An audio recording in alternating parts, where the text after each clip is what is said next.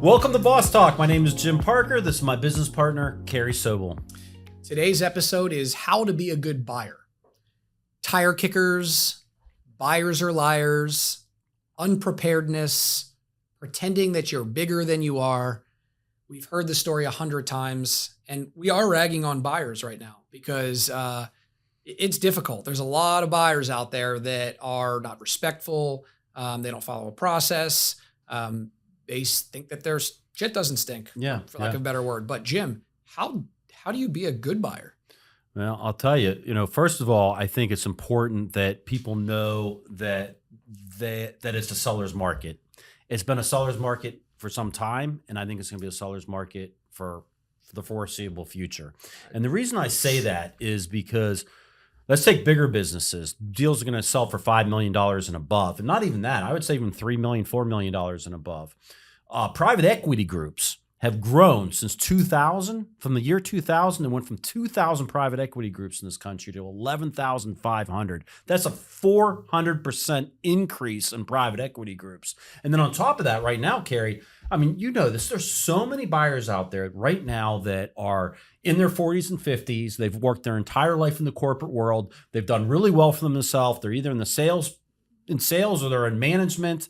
They're making a good salary. They got a good net worth, but they've always dreamed of owning their own business. They're looking around and they're going, yeah, I'm getting older. If I don't do it now, I'm never going to do it. And they don't want to start anything from scratch. They want to buy an existing business because that is a smarter move to make.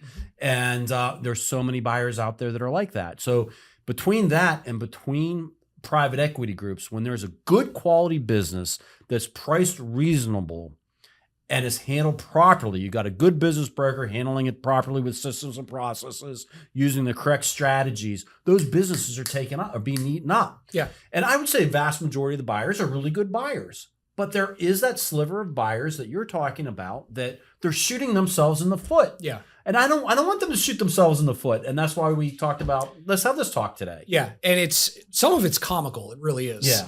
But, the basis of what you're saying, because it is a seller's market. It is, and it has been, and it will be for a long time, like you said. And it's basic supply and demand. Mm-hmm. The good businesses are scooped up right away. And there are far more buyers out there than there are sellers. That's all. So as a buyer, to be a good buyer, you have to stand out. How do you stand out as a good buyer? So I think, and we do a little bit of buy-side representation. I'm usually apprehensive about it because most people are not prepared to stand out as a good buyer, to do the things that are necessary. But if a good buyer positions themselves, and this could be somebody who is a lifelong entrepreneur who's been buying businesses forever, or like you said, they're leaving corporate America for the first time to go buy a business, or a private equity group. The best way they can stand out is, number one, have a strong bio, strong experience and package talking about who you are and what you do to start. Then demonstrate the financial capacity or capability to make an acquisition. This could be in the form of a personal financial statement, bank statements, or company snapshots, proof of funds, or a letter endorsement from the bank, anything where you can actually show, yes, I can actually make the purchase besides, don't worry, I got the money. Yep. And lastly, probably not lastly, but equally as important, is a clear wants and needs list. I am looking to purchase in the state, or in this county or this county, in this industry, with a EBITDA of X, gross sales of Y, and it has to have at least 8 employees. Like, that's specific, right? I have people reaching out and saying, I'd like to buy a business in Florida. I like these like 10 or 11 industries, maybe this one too, 12 industries. And, I got a couple $1 million to put down, and, let me know what you can find. I'm not going to look for that. I'm not wasting my time to look for that, especially if that person did not have a good profile and experience and demonstrate their financial ability. So it's those 3 things from my perspective that you can stand out to be a good buyer. I totally agree. I think have a resume. Create yourself a resume.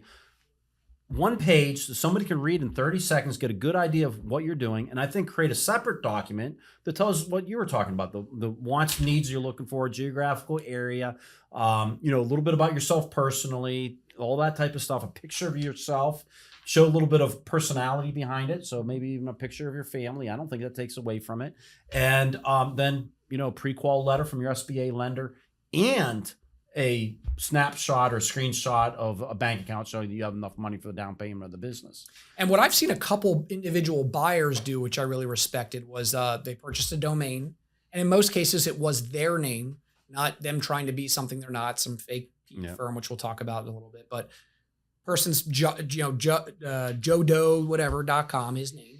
And on there is all the, of course, not the financial information, but here I am. I'm looking for the next chapter of my life. I'm looking to buy a business. Here are my qualifications. He's not putting out any personal financials, but he's got a nice package. So types of business they're interested in, how much do you want to be making in EBITDA, and So you've got to think about it from a seller's perspective if you're a buyer and vice versa. So I'm a seller. I list my business and you bring my business to market and I'm going to get a ton of interest in it because you priced it right and you packaged it properly like we always talk about.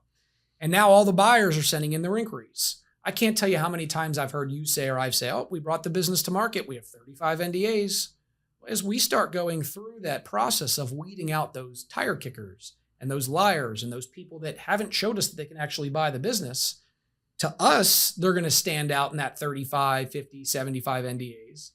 And we're proud to then present that to the seller to be like, look at this guy's website or whatever. Right? Yep. So, but sending an email that says I'm a serious buyer and I'm interested in your such and such business. I believe you. Serious buyer. Oh, you are? You're a serious buyer. Okay. Thanks. Here's all the information. I don't even need to talk to you. You know, I'm telling you, we get up. I mean, we are, as brokers, we are on the phone all day long and we are doing emails all day long. That's what we're doing. Mm-hmm. And the more that a buyer comes with an email and says, hey, I'm interested in your such and such business, and not provide us anything, you're just slowing everything down. Yeah. First thing I'm doing is me and my team, we're going through it. The people that are sending over their resume and their net worth statement, that was the other thing, net worth statement, their wants and needs of a business, that kind of stuff, the pre-qual letter. It's like, okay, this is a great buyer. Yeah. Pick up the phone. Let's call them. Yeah. Let's start that engagement. Let's start that talk. I'm going to talk to that person before I talk to the person that shoots me an email and says, hey, my name is George. I'm interested. Call me. I'm interested. Give me a call. You know what I mean? Well, it's funny too, because I'm not saying I'm not going to call them. I'm just saying they're not going to be on the top of my list. Yeah. And I believe that there is this facade that these buyers have that because they send an email that they're interested in something, it's a level of entitlement, right? Yeah. So I'm moving into like the next point, which is that buyers, how you can stand out and be a good buyer, be courteous and respectful. Relationships close deals. Yep. As a broker, when we are getting reached out to, we are the gatekeeper. Yep. And our team is the gatekeeper. So like to your point of what you were making before, we've automated a process that if a buyer inquires about a business, of course it automates an NDA. Because if you don't sign an NDA, we're not even taking the next step. And then the next email or request says, tell us a little bit about yourself and fill out this financials. And a lot of times they ignore it. You don't think that if they would fill that out and give the broker what they need, they have a better chance of actually then we'll the call business, them. right? Yeah. We are the gatekeeper. Yeah. So we have the information behind closed doors. The more you cooperate with our process, the better chance you have to get the information that you want. We get a deal done. We're not trying to violate confidentiality and get everything that we can from a buyer. We're trying to protect our sellers and protect our time. So we control the process. And we wrote down, we as brokers are your ally. We are not your adversary. We are here to help you. We are helped to qualify the deal for you. We've already qualified the deal that it's a viable opportunity. We're trying to make a match. Why don't you just cooperate with us? Yeah, I totally agree. That, Carey, there's so much, as you're talking, there's like all these flashbacks going through my head and interactions with buyers. Sometimes, we'll get a buyer once in a while. I'll be like, well, I don't need to talk to you. I just want to talk to the seller. Just set up a call with the seller. And I'm like, can't do that. I mean, the reason why a seller is reaching out to us and hires us, there's a lot of reasons, but one of them is to protect confidentiality and to screen all the buyers. It takes a lot of time to go through to make the process done. And we're trying to save the seller that time. Well, we cannot put a buyer on a phone call with a seller unless they've been pre-qualified. Do they have the skills and the ability to run the business? Do they have the money to acquire the business? Do they have the education, the licensing, whatever it is for that business? Are they able to acquire that business, run it successfully, buy it from a financial perspective? And if they don't, we're not going to put them in front of it. But that goes one step further. The business owners that I work with, and I'm sure Carey's the same way, it's really important to me that my sellers are likable and trustworthy. Why? Well, number one, I've been doing this a long time. I'm going to be working with this seller for 6 months, 9 months. I don't want every time I have to call him to be like, oh my God, I really don't like talking to this guy. You know what I mean? I'm just past that. So they have to be likable and trustworthy for that reason. The second thing is that I think if you're a buyer out there, you're going to do your due diligence. You're going to make sure that it's a good quality business. But at the end of the day, no matter how much due diligence you're going to do, you're going to be taking a little bit of a leap of faith. And I really believe when you're buying a piece of real estate, whether it's a residential home or a piece of commercial property, who cares who the previous owner was? But when you're buying a business, you got to like and trust that seller. Well, if you're a buyer calling up and you're being kind of a jerk and you're being a jerk, and I'm thinking, okay, this guy's a jerk. I know my seller. My seller is a likable guy, and his employees like him. The customers like him. And usually it's not just about the money, but he wants his employees and customers to be taken care of. And if you're a buyer and you're like, oh, I'm all that and blah, blah, blah, and you're nothing, is that how you're going to treat the customers and the employees? You know, and that's what we're going to have the conversation when we do talk to the seller and say, hey, we have these buyers that are qualified. And we're talking about those buyers, which ones we want to put on the phone. I'm going to say, my team's going to say, and by the way, this guy, John, he's qualified from a financial perspective. He's qualified from a background perspective, but he's a big jerk. Asshole. He's a big jerk. He's an asshole. Carey's I'm being nice. He's being a jerk. And the seller's like, I don't want to talk to him then. Yeah. Because we cannot put every buyer on the phone with a seller. No. Now, I know in the past that sometimes those buyers, like, years ago, I would put a buyer like that on the phone, and the buyer would be completely different on the phone. Yep. They'd show the seller all that respect and stuff. But the thing is that you're showing the owner that respect. You're treating me like that. How are you going to treat your employees? It's almost, it's like a bait and switch that way. If you're going to be, nice to and this topic was be courteous and respectful and do it to the broker, the gatekeeper, and do it to the seller, because you got to be empathetic for their situation and them selling their business, and the seller has to like you. We talked about, relationships, close deals. So like this is like basic humanity. Be nice to people. Yeah. Right. Like have a little bit of respect, but do so to the broker, and there are buyers out there that are like that know that brokers work tirelessly to screen all of these candidates. It's not an easy job, and they respect the process. Even the ones that don't respect the process, they can still do it in a courteous way. Yeah. I didn't expect to give you my financials, but you need them in order to get this deal done. Okay. Yeah. Where some will be like, I'm not giving you financials. Okay, well then you're not getting the information. Next. Right. There's another buyer out there. Yeah. Yeah. There's a line of buyers behind you. So another point that we had to be a good buyer is to be organized and punctual. So something that really frustrates me. This one really, really frustrates me. I know where you're going with this, and it frustrates me too. Yeah. Well, and there's two things here, but the biggest one for me is when a buyer tries to reach out to me hard. They try to go around my admins and they send emails. Hey, I didn't get the NDA back in 4 hours, so go ahead and give me a phone call. And you get on the phone call with them, say, hey, I'm Carey Sobel from Boss Group International. You inquired about this listing. How can I help you? And they go, which listing? Which one? Yeah. We're looking at so many businesses right now, so you just refresh my memory which one it is. If you're out there trying to find as many businesses as you can, you probably don't have a very condensed wants and needs list. It's probably not going to be the right match. Like, you're showing your true color from the beginning. Do your homework.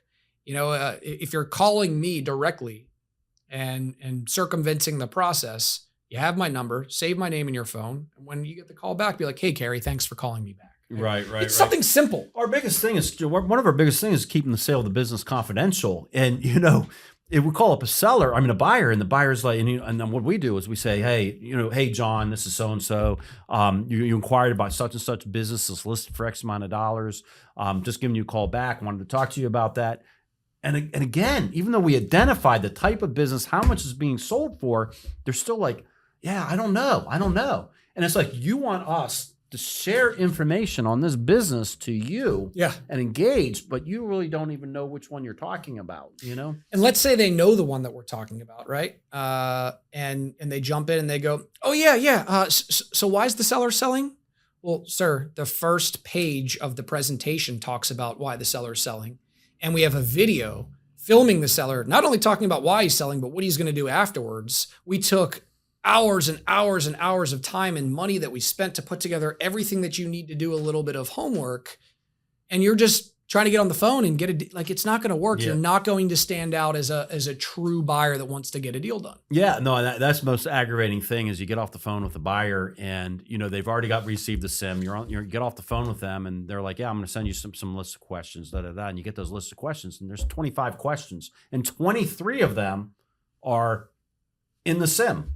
They're already it's right away. It's like, you're not reading it. Like, do you really, and it's a $3 million business. Yeah. Like, how interested could you really be in this $3 million business if you're not taking a half an hour, 45 minutes to review the sim? Mm-hmm. You're not that serious. No.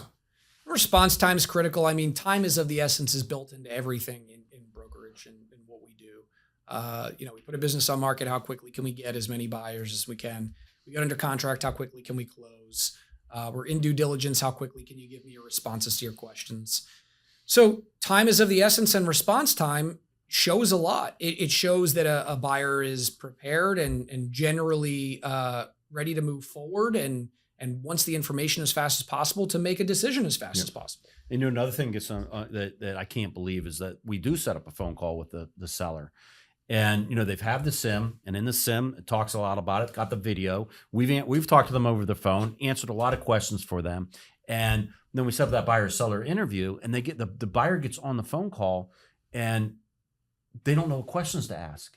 They're not prepared for the call. You know what I mean? It's like, are you serious? Yeah. Like, and sometimes, most of the time, it's like the seller's been great up to that point. We've had great conversations with them, but they're not taking the time down just to write down the questions. I understand for a lot of times that the buyers are like between the sim, between the video that we do, and between the conversations that we have, that they really feel like they know a lot about the business. And maybe that's why they don't really have the questions. They just more want to get a gut feeling of, is the seller a good person, and, see if there's some chemistry there and things like that. I understand that, but still have some questions. Yeah. And, when they get on a phone call and they say, oh, I really like this part of your video. I really like how you mentioned that you genuinely care about your management team and you want to take care of them, like build a little bit of that rapport. I have a lot of times buyers ask that "why are you selling" question again.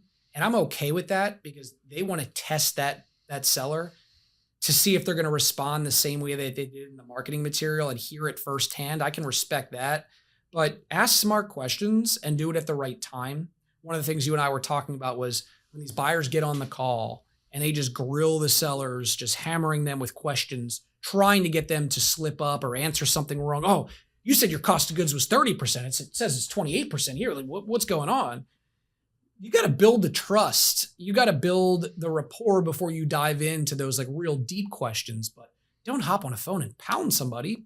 Yeah. I see that too, is that sometimes a buyer, and I haven't had this in a long time, but used to be some buyers would get on a call or a meeting and they would sit there and they would berate the seller, like almost like, trying to, their business isn't a good business. I remember about 15 years ago, I was at a table with a buyer and a seller, and the buyer was sitting there like he was detective interrogating my seller like it was a murder case.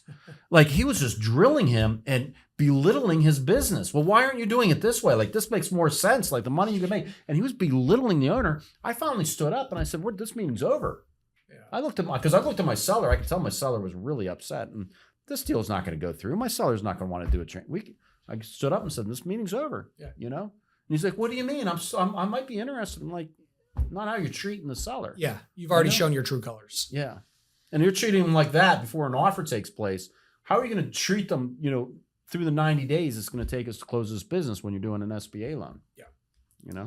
Another point I think that's really important that we discussed was being transparent about your intentions. If you want to be a good buyer, I think it's really important that in the beginning, as you're introducing yourself to the seller, the person or group that's owned that business for a period of time, that you make it clear what your plans are for the business. Are you planning to run the business the way that the previous business owners were? Are you an absentee owner?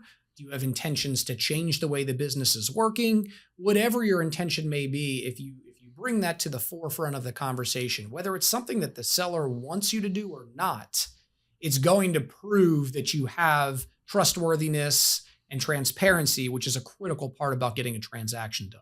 So we talked about, people that want to come in and let the seller know what the vision is for what the buyer is going to do for the business. Sometimes that's a selling point. Yeah. If you've ran the business for 30 years and it's archaic and it's got old processes and systems, and this, Mr. Buyer comes in that's a technologist and he goes, "Oh, I'm going to make life so much easier and your employees are going to be so much happier." Those are selling points. It's intrinsic value. There's no extra dollars and cents going to the seller. But if you talk about making your employees' lives better, that's an intention that should be brought up. Yeah, because that's very, very important. I'm glad you brought that up, because for a lot of small business owners, when you own a small business and you have 10, 15, 20 employees or less, you almost become family sometimes. They're not just, some of them are not just employees. They become your friends. You work with them all the time. You're talking to them all the time. You get to know them. You get to know their families, their spouse, their kids. You get to know them. So for the business owner, they want their employees to be taken care of. Mm-hmm. And a lot of times these business owners, they've owned their business for 20 years, 40 years. And they know their customers, and their customers. I've had clients in the last couple of years where they're doing work for second generation customers, and so they care about their customers. So, absolutely. Another thing too, we were talking about terms, being upfront with the terms. There's a bait and switch thing, and a lot of PE groups do this, and I unfortunately just had it done. Retrading. Well, retrading, but retrading in things that weren't mentioned before. I guess it's considered the same thing. So perfect example. We brought a business to market, phenomenal business. And when we brought it to market, we located 2 buyers immediately. One was a PE firm that specialized in this industry.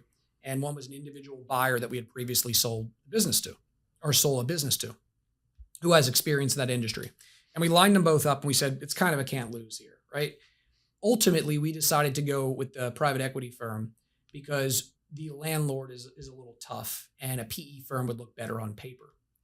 And of course, as brokers, we let everyone know, hey, you're probably gonna have to sign a personal guarantee on the lease and all these different things. So we're upfront about that. So LOI comes in.